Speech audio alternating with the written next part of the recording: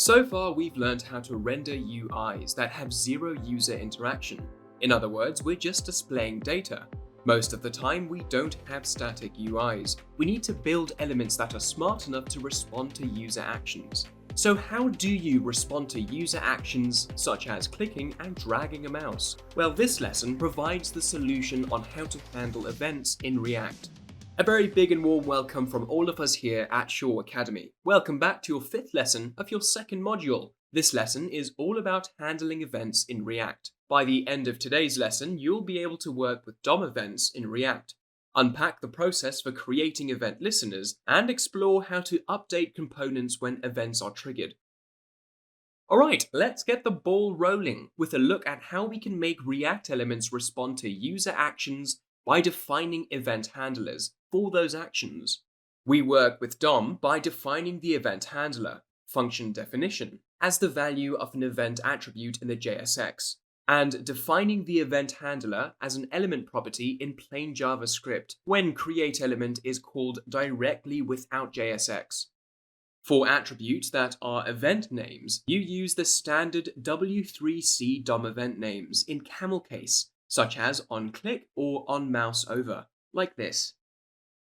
And a quick side note, you will see the reference for the code snippets here. This reference applies to all the code snippets in this course. In React, we can define the event listener that's triggered when a user clicks a button. In the event listener, you're logging the this context. The event object is an enhanced version of a native DOM event object called synthetic element, as in this example.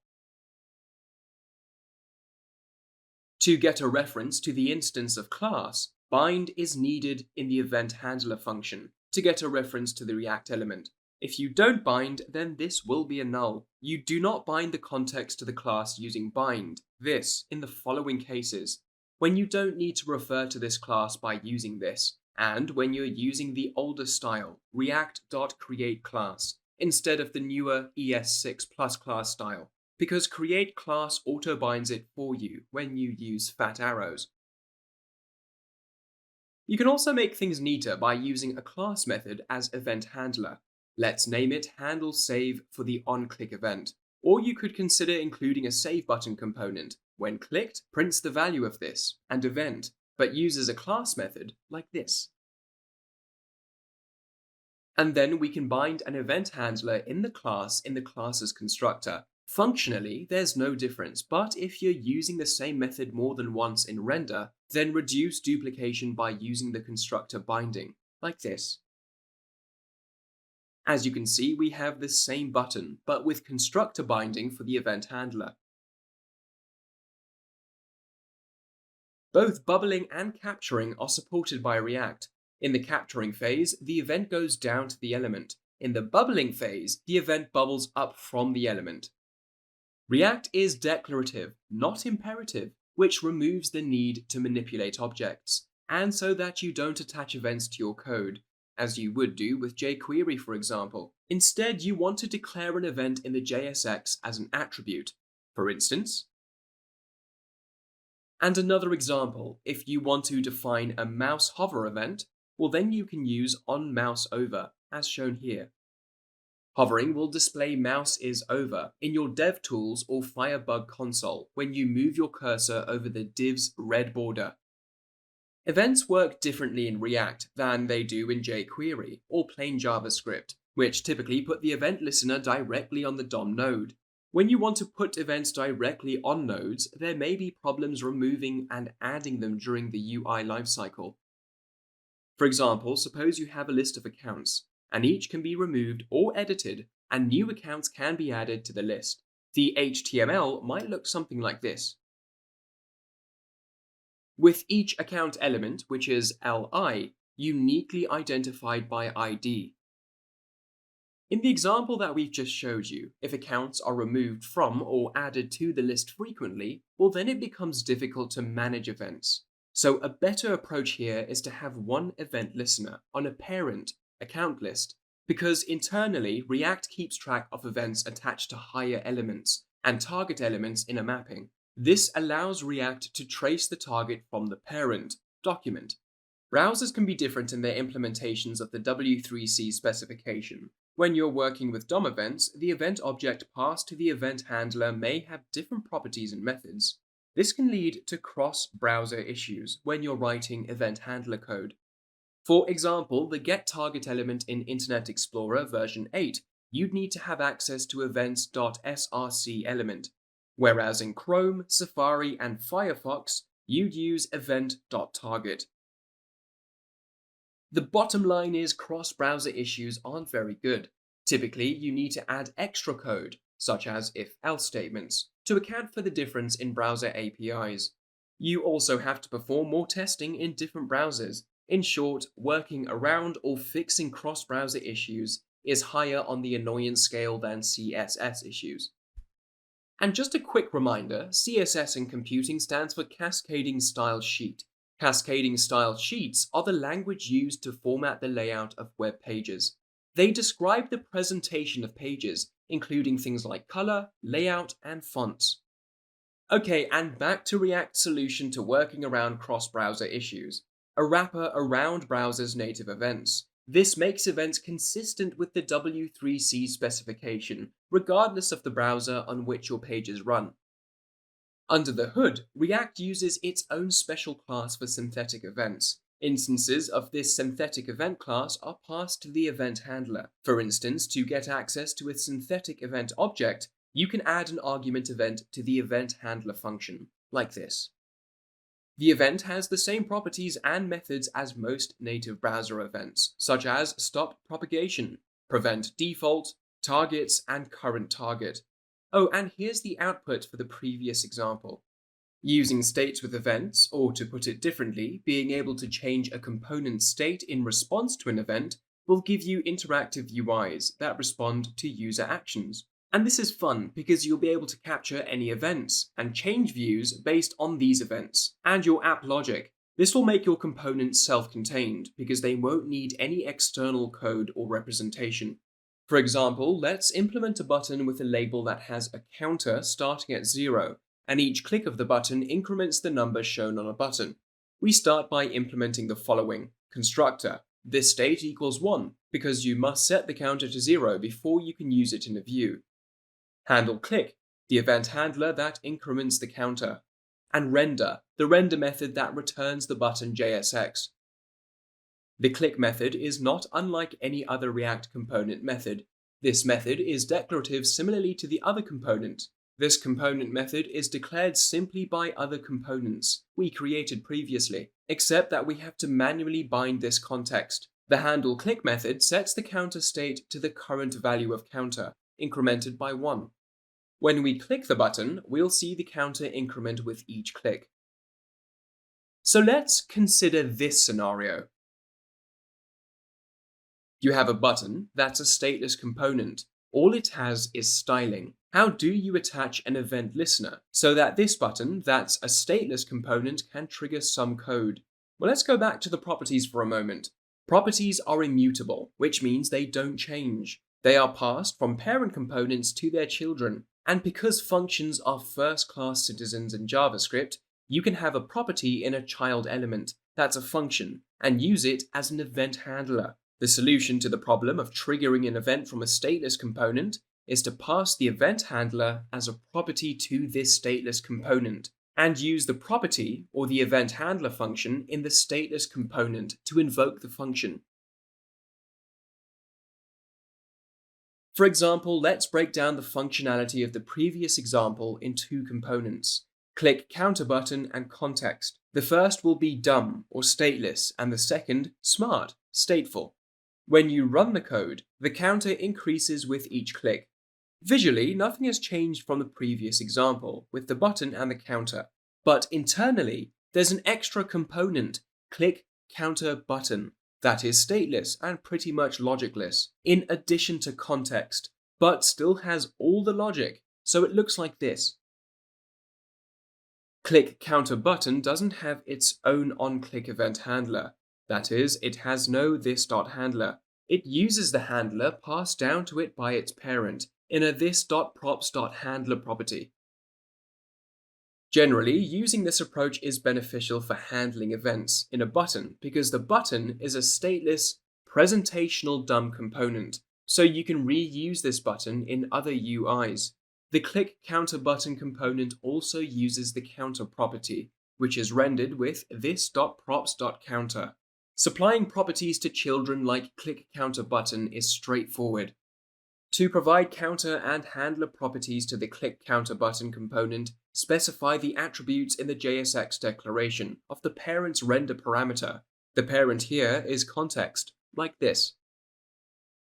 Counter in click counter button is a property and thus immutable, but in the content parent it's a state and thus mutable. Obviously, the names can differ. You don't have to keep the names the same when you pass the properties to children, but we recommend keeping the same name as it helps you understand that the data is related between different components. Alright, so let's have a look at the complete code. So what's happening here? The initial counter, the state, is set to 0 in the content parent. The event handler is defined in the parent as well. Therefore, the child, which is click counter button, triggers the event on a parent. And as I said earlier, in JavaScript, as you can see, functions are first-class citizens and can be passed as variables or properties. Thus, there should be no big surprises here. So now the question arises, where do you put the logic, such as event handlers, in the child or in the parent? In the previous example, the click event handler was the parent element. You can put the event handler in the child, but using the parent allows you to exchange information among child components. Let's use a button as an example, but this time remove the counter value from render. The components are single-minded, granular pieces of representation, so the counter will be in another component. Thus, you'll have 3 components in total: click counter button, content, and counter. Click counter button remains stateless, as in the previous example, just like most React components should be. No thrills, just properties and JSX. We can also write click counter button as a function instead of a class, to simplify the syntax a little, kind of like this.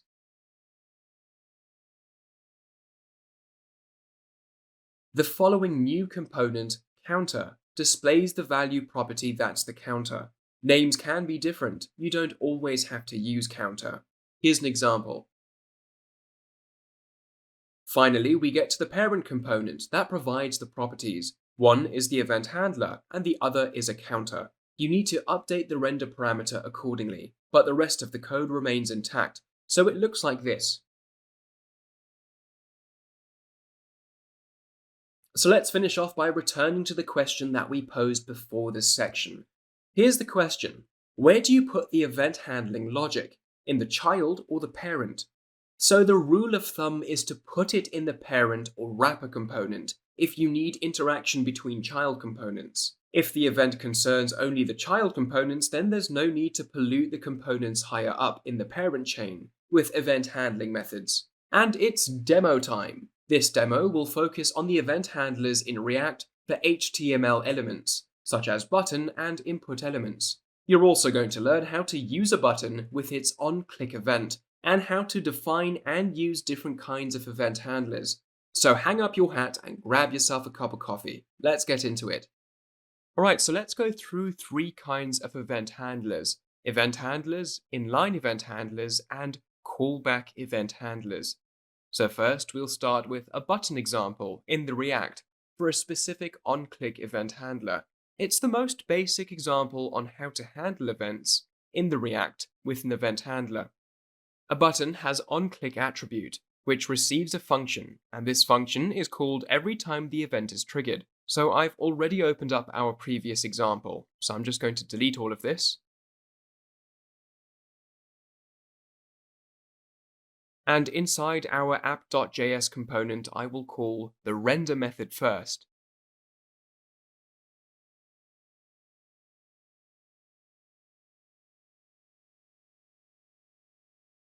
And then I will define a function called handleClick.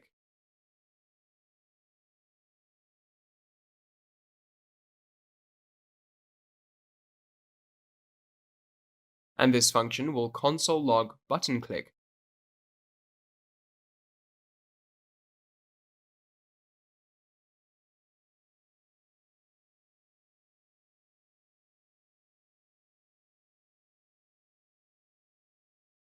So now I'll come here and return a single div.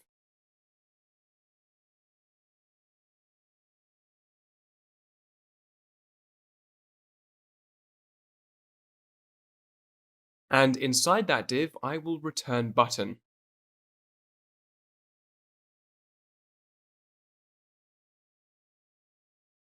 And give it type equal button.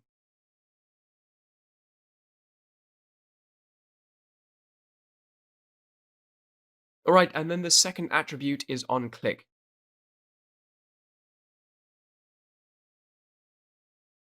Then I will call the handle method handleClick. And I will close the button.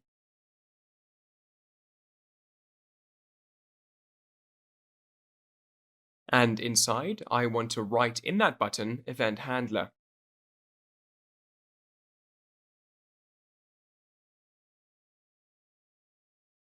So I'm going to save this and then check the browser.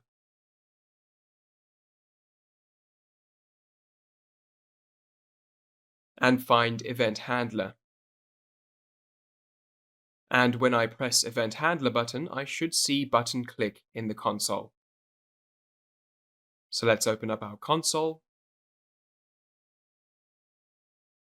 And then press on event handler, the event handler button, and if you can see button click, it just appeared in the console. It works very similarly with other attributes, like onChange or onChange event handler or onSubmit, or also onSubmit event handler.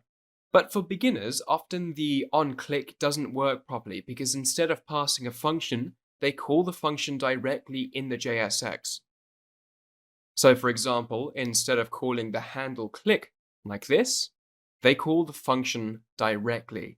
And when you do that and then save the file and then check for the browser, well, let's check the browser and then just refresh it to see what's happening. So here, the event handler is only called once when rendering the component for the first time. Every other click, if you click here in the event handler, doesn't call the event handler function, because the function's return value is used in the onClick attribute, and not the function itself. So there's nothing to call unless the function returns another function. By using a JavaScript arrow function, the event handler function can be made a little more concise. That's an optional step though. Personally, I like to have event handlers as arrow functions. So instead of defining the function handleClick like this, well, let me write it out for you quickly.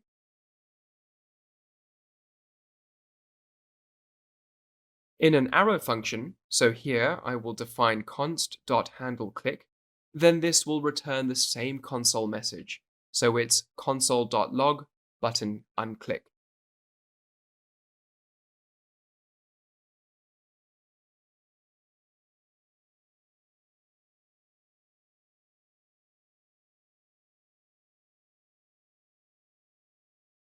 So now let's save the file. And then when we refresh, okay, yes, I need to delete all of this first. So now the handleClick method will be triggered each time we press on event handler. So now when we click and press event handler, we should see the message button click. Now, once more event handlers add up in the React component, it's nice to make them a little more distinguishable from other variables by giving them the function statement. Again, suppose we have an object, say const user, and then we have ID 1, 2, and 3.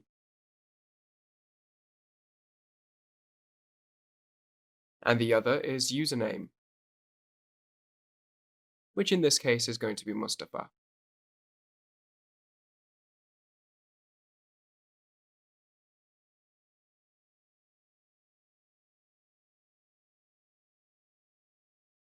So now if we have objects like this, and I want to define each function, well then I just write const,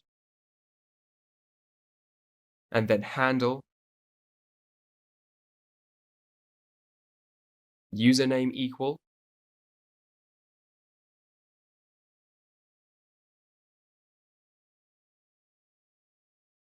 Then I will return something.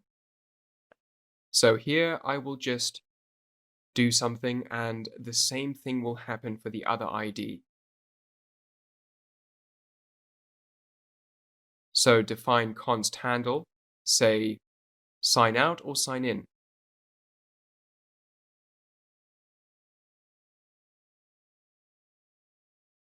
Handle sign up equal, and this is going to be a separate arrow function.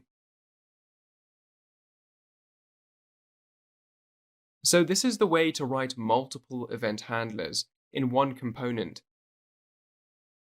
So it helps you to separate each event from the other one.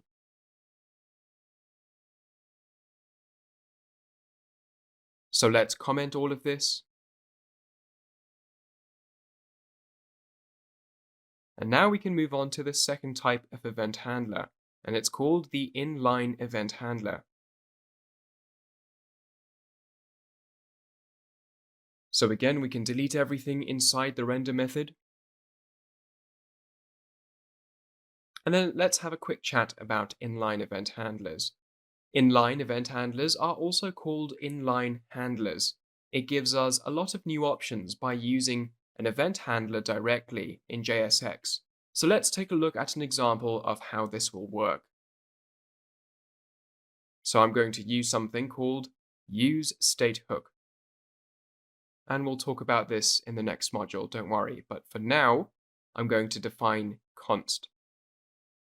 And then I'll pass our state count and the function that I want to use it to edit or alter this count. So I'm going to call it setCount.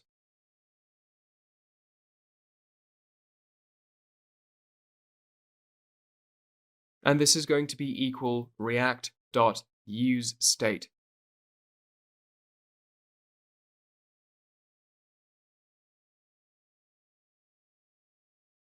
And I'm going to put the initial state of count, which is 0 in this case. Then I will return a single div.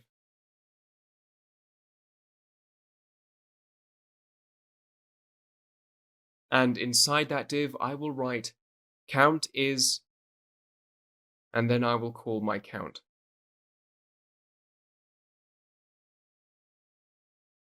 After that, I'll define a button.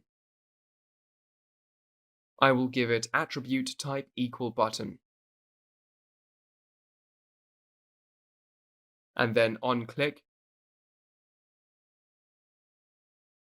equal. And then here I will call the function setCount. So I will define the function setOut internally inside our button. And that's why we call it inline event handler.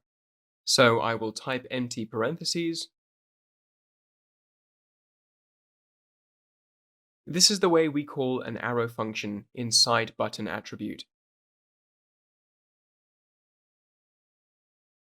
And then this will return setCount. And setCount equal count plus 1.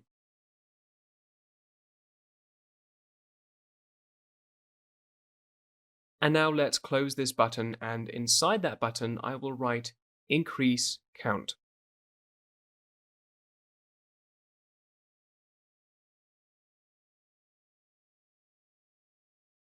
And then save all of this.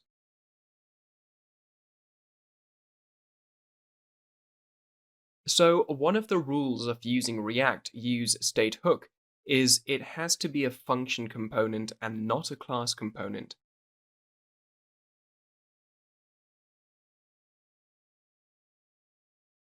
So here we will get rid of class component and then we will define our component as a function component.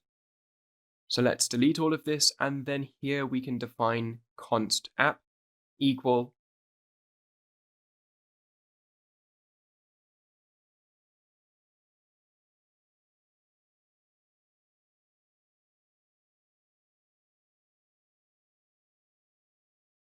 Then this return all of this, and inside any function component we do not need the render method anymore.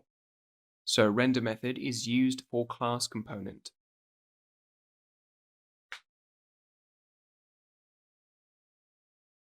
So now we've just turned our app component from a class component to a functional component. So now let's save all of this.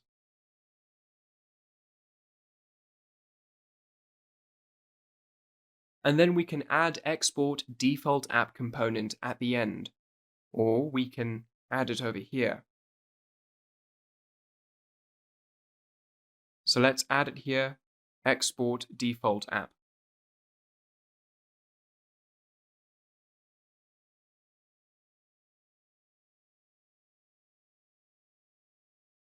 And now let's save this and also get rid of component, because we're not using this. And then save the file, and now if we check our browser, let me show you, and then refresh the page, it says count 0. Okay, so what does that mean? Here we wrote the current count.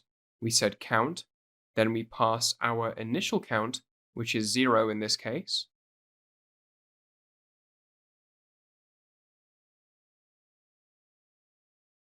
And then after that, we defined button here. And this button receives a function called setCount. And setCount function is function defined to edit the count in the state.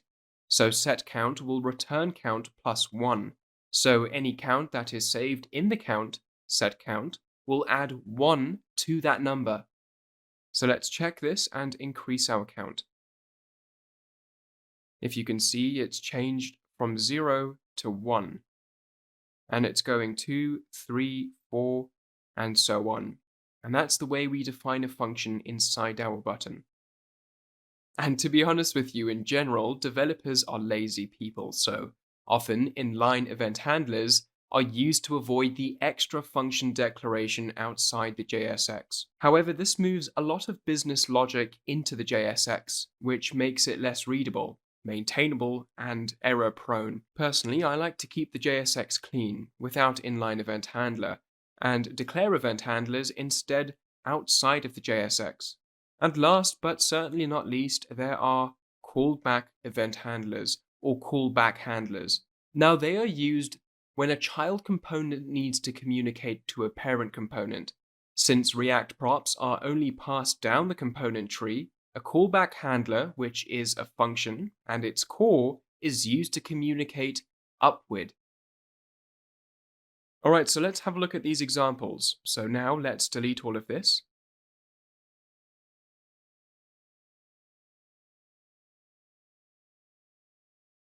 And inside our app component, I'm going to create const text.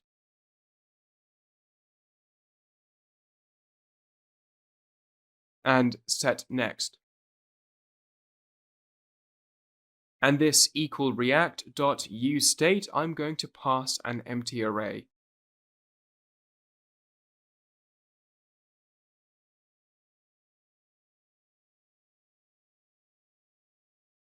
So now what I would do is I would define these to 3 steps. So the first step, I will call it step 1. Here I would define my event handler. So I write const.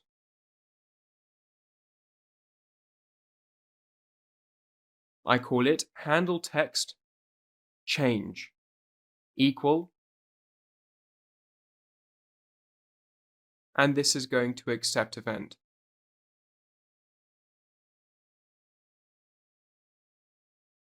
And then return set text event.target.value.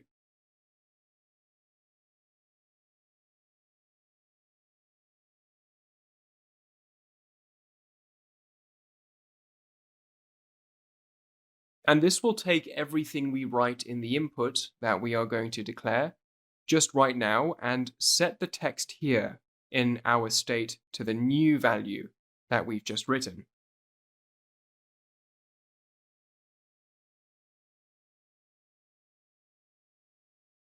So this is a first step. So then after this, I will return a single div.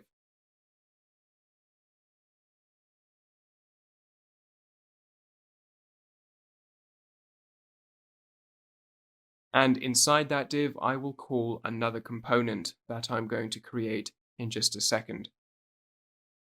I will call it my input. And I will pass to that component input value equal text.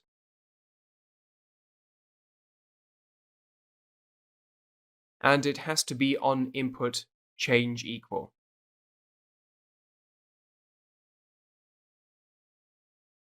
And then here I will pass the handle text change.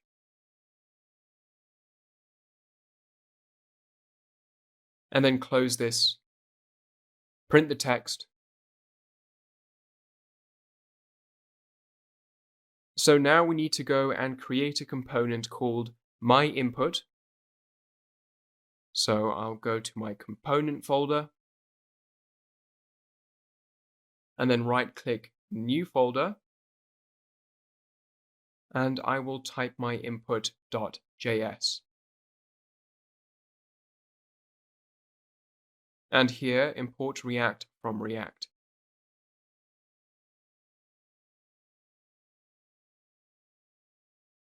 Then const my input equal, and then here I will receive two parameters. The first one is called input value, and the second one on input change. So it's going to be input value, and then the second one on input change. Input value, and here's the second one on input change.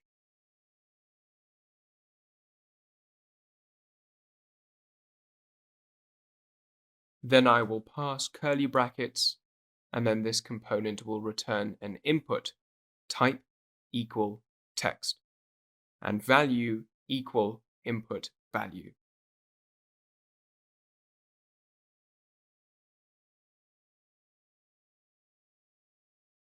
Equal input value. And then on change equal on input change.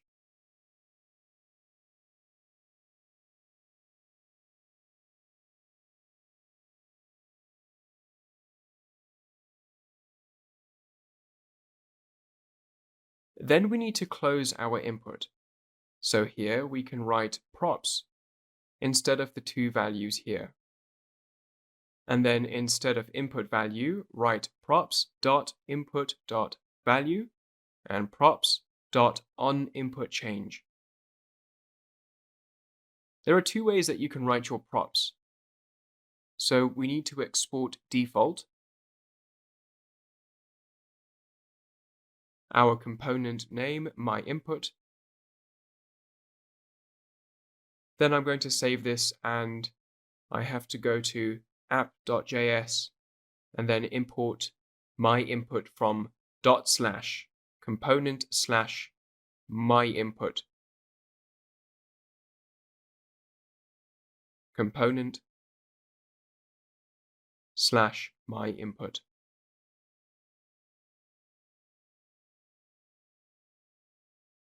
So now I'll save this and make sure also that I save my input.js, and then take a look at the browser.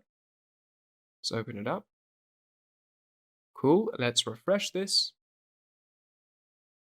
And we have an error, expected on change listener to be a function. Instead, it got a value of object.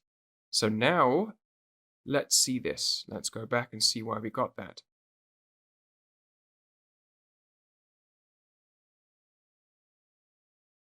So this is why, because we need to put curly brackets here in this place. Okay, so let's put this back. And then save the file. Go back to our app. Refresh it. And if we write anything here in this area, like Hello React Developer, it should appear in this section.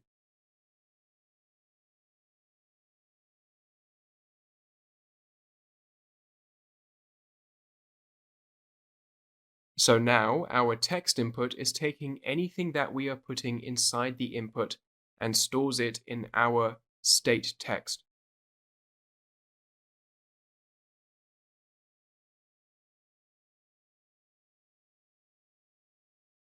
So we've defined the event handler here in step 1. Then we use it in step 2.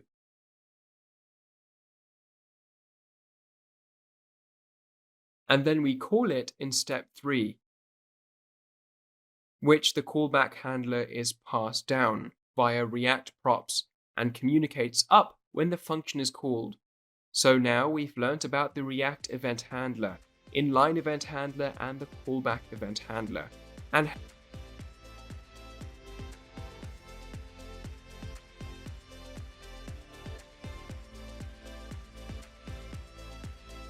this is lesson 5, which means we have a lesson challenge for you.